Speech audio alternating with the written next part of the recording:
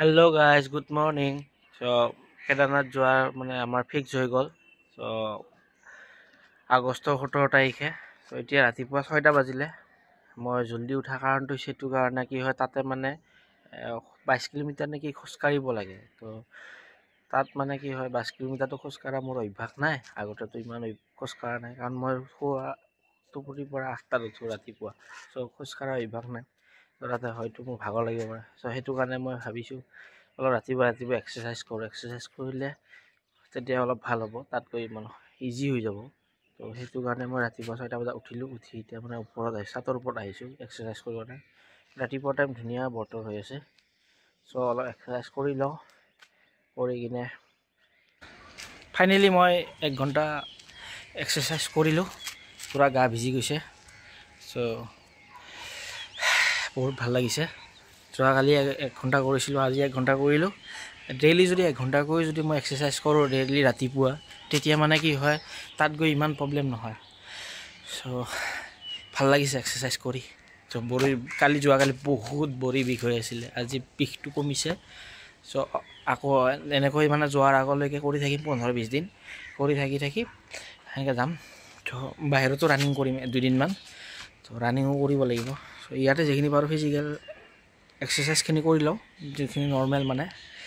চ' কৰি লৈ 2 দিন বাহিৰতো দৌৰি দিম, তাত গৈ যাতে প্ৰব্লেম নহয়, যাতে ইমিউনিটিটো ভাল হৈ আহে। চ' এতিয়া যাওঁ, ৰুমত যাওঁ। বাপা উঠিছে, বাপা অসুবিধা। ৰাতিপুৱা উঠি সঁচাই বহুত ভাল লাগে। মৰ্ণিং ৱাকটো একচুৱেলি ডেইলি কৰিবই লাগে, জেনেৰেল ৰুমত হ'লেও কৰিব লাগে, কৰিলে ভাল হয়। চ' ডেইলি যদি কৰিব পাৰোঁ এনেকৈ ভাল হ'ব। তো বহুত ভাল লাগিছে। চ' ডেইলি কৰিব লাগে এনেকৈ এক্সাৰচাইজ।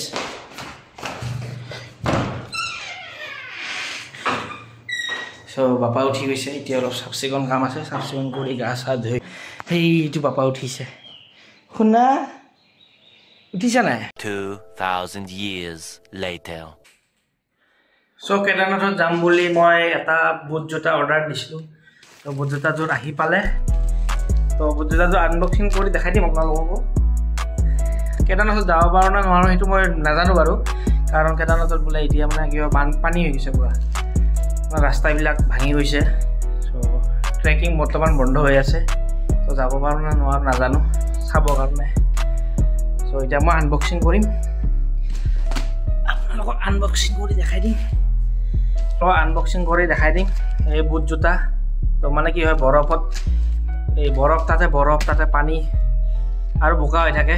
তো ৱাটাৰপ্ৰুফ লাগিব আৰু মানে গ্ৰিপ থকা জোতা লাগে। তো মই ভাবিছোঁ তো আনবক্সিং কৰি আছোঁ মই। এইটো চাৰিওফালে, কিন্তু মই পেকেট খোলাই নাই এতিয়ালৈকে, জাষ্ট আহি পাইছে। তো আনবক্সিং কৰি চাওঁ কি মাল পঠাইছে।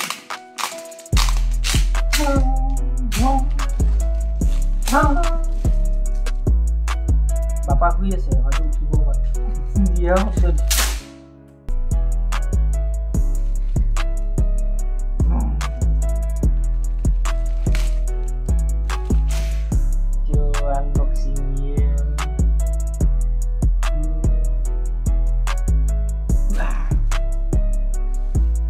কি আহিছে?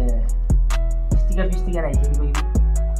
এখন ইনভইচ, মানে যদি মই মোৰ ভৰিত নহয় তো এইটো বাপাছ ভেজ দেগা। আৰু ইয়াতে ধুনীয়া পেকিং কৰিছে। আৰু কি দিছে? চ' আনবক্সিং কৰিলোঁ।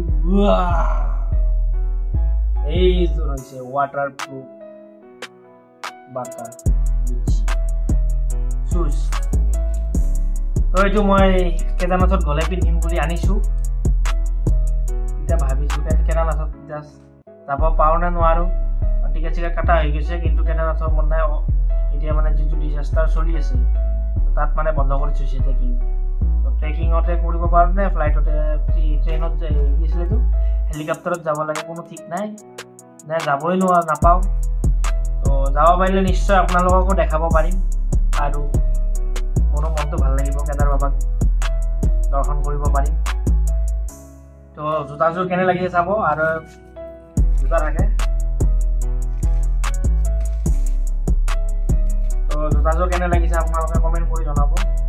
তো এইযোৰ হৈছে পাহাৰত মানে খোজকাঢ়িলে বৰফত পিন্ধি যাব। তো ধুনীয়া লাইট ৱেইট, মোৰ কিন্তু ভাল লাগিছে, বহুত ভাল লাগিছে। তো আপোনালোকৰ কেনে লাগিছে জনাব। তো পাপৰি তোমাৰ কেনে লাগিছে কেমেৰামেন?